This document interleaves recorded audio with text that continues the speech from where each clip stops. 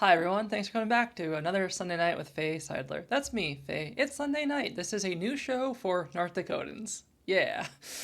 The first story I want to get into is content warning, awful news for North Dakota in particular. Our lawmaker, Liz Comney, ended up dying in a plane crash just yesterday, Saturday, April 25th at, as I record this, and it's been something that's been circulating across North Dakota as a enormous loss for our state. Liz was someone who was well respected by most people in our state and did quite a lot of work across her career and life in the service of helping others. I don't have a lot of meaningful things to add to this story. A lot more people knew her a lot better. There's going to be time to share in the celebration of her life and the grief of her passing. I just want to at least talk about it, let you know that it happened, and let you know that if you are struggling in any capacity, because it could be very intense and difficult news, we have numbers like 988 for people who are in crisis. We have numbers like 211 for people who need general help. And the thing is, you might not be directly connected to her, but it's still a scary thing in the world for someone, even tangentially, to just not be here anymore. And I think a lot of times we hear news like that and, we don't immediately break down crying. That's not usually how humans process things. It can be if you're very close, but it can be a thing where the world just seems a little smaller and a little worse. And that impacts the other things going on in your life to make them a little bit harder and harsher than they would have been otherwise. So anytime there's a public tragedy, it's just important to check in with yourself, to check in with your support network, whatever that might be, and to know that if you start to feel really big things and intense things, that's when you can call 211 or 988. I also want to let people know that you can call 988 if you are worried about a friend who maybe is not taking news like that well, maybe this story or something else, and 988 can help you figure out the best ways to approach your friend or to ask some questions or to guide you on that. So I want to share that story just with the context of the ways that we can take care of ourselves when we hear about terrible tragedy. Moving into just to the events that I have for next week, there's plenty of Memorial Day events. April 27th at 9 a.m. in Bismarck is the Workers' Memorial Day. There are events like that in different parts of the state, so if you're interested in celebrating that, just check out my website. I have more information on all that for you to check it out and attend. I'm a union girl. I like unions. I like celebrating workers. That's me. I'm the worker. So get out, check those, share them if you like. A cool volunteer event happening is going to be Great Plains Food Bank Packathon 2026. That's happening on April 27th and April 28th. I don't have it in front of me. I think that's in 2 different cities for 2 different days, but it's a great opportunity to get out, to get involved, to volunteer, to meet people. Volunteering, as much as it is a selfless act to help others, it is also a rewarding act to connect to others. So it's something where if you feel like you've been maybe inside too much and want to go and talk and hang out and do something good, it's a cool event to check out and to share. I want to let people know that in Grand Forks at UND, Lab Grad is happening. This is specifically for our UND students and the staff that work there and folks involved with UND, but I just want folks to know that it is always worth celebrating when our queer youth graduate high school or college because they are more likely to drop out of both. I would like to do more work to celebrate our high school youth who do graduate across the state, who are part of the queer community, and I'm going to do some stuff about that this year. I wish I had more time and ability to do things, but I'm going to do something. And if you are interested in that and you're in North Dakota, let me know. I'm basically wanting to take videos from people to encourage them. I want them to include things like your profession, and if you want to help, be a role model as they go into college or their career, I want you to be able to do that. So I'm working on creating that infrastructure. In really exciting news, there's an independently made movie called Roommate that's going to be premiering in Fargo Theater May 1st at 7 p.m. You can actually see some of the cast and crew talking on one of our North Dakota morning talk shows to get a feel for it. My impression is it's a bloody independent horror movie that also maybe it approaches or talks about queer issues. I don't know. I haven't seen it. I will be seeing it possibly on this Friday, May 1st at 7 p.m. I want to let people know that UND 4-H Ambassador application deadline is May 15th. I'm not as familiar with the 4-H Ambassador program because it kind of seems like it does a lot. I usually think about it as agriculture or rural or communities, but I think a lot of people know a lot more about that than I do. So if you are someone who is tuned in to the 4-H system and you need to know that there is a application deadline for the 15th, you now know that. If you know people who've been involved before, let them know. Moving into our general stories for this week, good news. Canada has one weird trick to becoming a Canadian citizen. If your grandparent was a Canadian citizen, so are you, according to a new rule under Canada law. So if there's anyone who is really not liking living in this country and has a Canadian ancestor, good news for you. The rest of us wish you well on your journey to your country with free healthcare. Have fun. Please write. I want to let people know that Creative Mornings in Fargo featured Canada's stock. I kind of want to just use this to talk about Creative Mornings. I think once a month they meet very early in the morning. I've often asked them if Creative Nights could be a thing, and they have said, haha, but I don't think it's happened. However, if you're someone who likes to kind of get up, get involved, talk to other people in the morning, it is a really cool time. If you're someone who has been passionate and a particular expert in different issues in your life, different skill sets, different public speaking, and you want to speak in front of a lot of creative people in the morning, that can be a thing you do.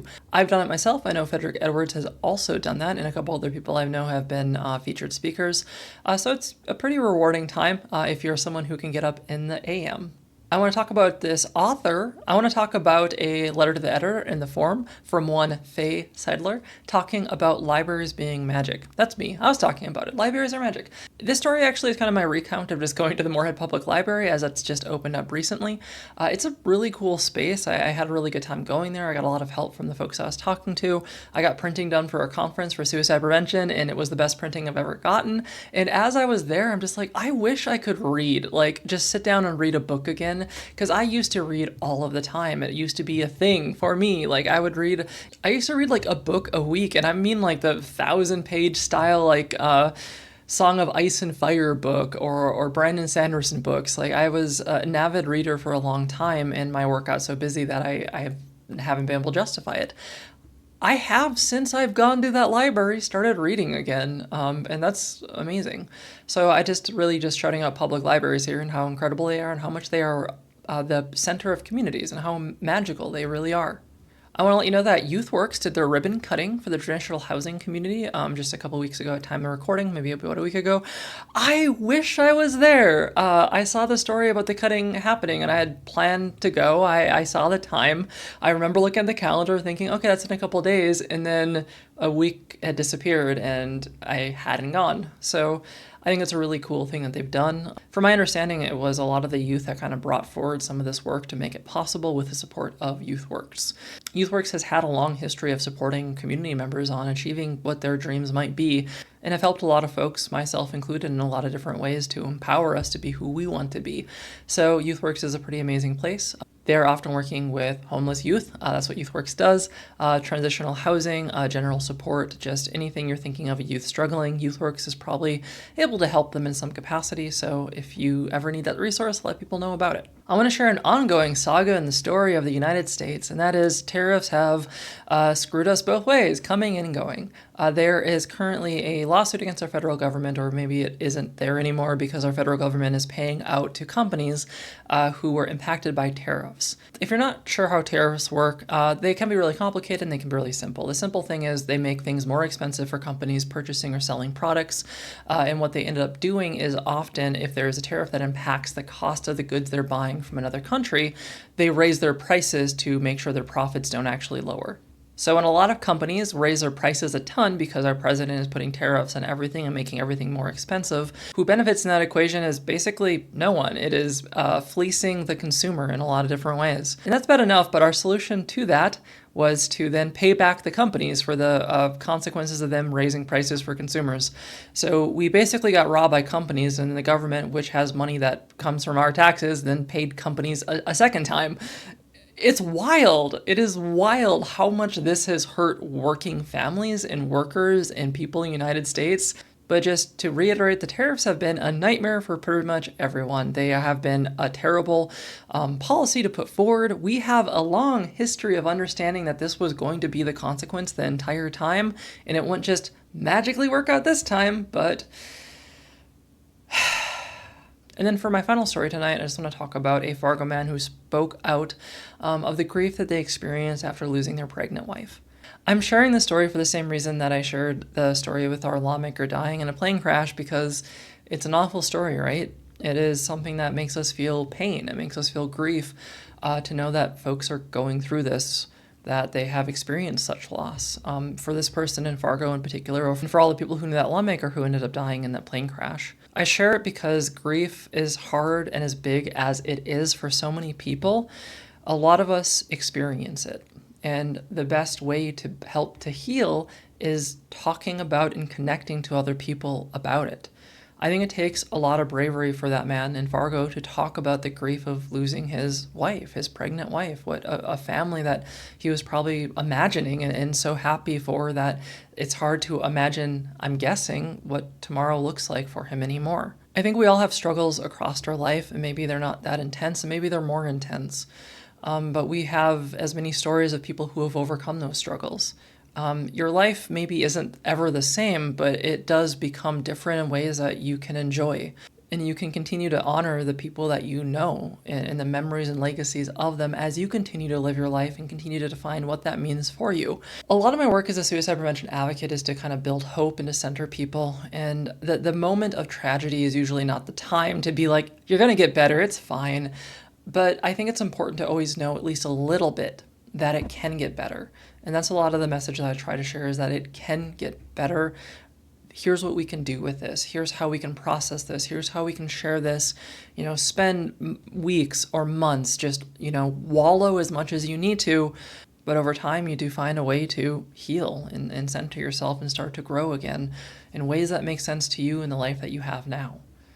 There's always help out there. There's always support. There's 988, there's 211, and I recommend calling them. I know these folks both personally and professionally in our North Dakota area, but those numbers exist anywhere you exist across the nation, and I recommend calling them if you ever need help. But that's what I have for you for my show tonight. I hope you enjoyed it. If you liked it, like, subscribe, share. I have a ton more stories. I try to highlight the ones that I feel like are really important or impactful, events coming up, but I have so much more on my website for North Dakota-centric news, especially news that will help folks that are, in politics, healthcare, public health, nonprofit, that kind of stuff, or just general community people who want to know what's going on. So that's what I have for you tonight. Hope you have a good rest of your night. Bye. Bye, everyone.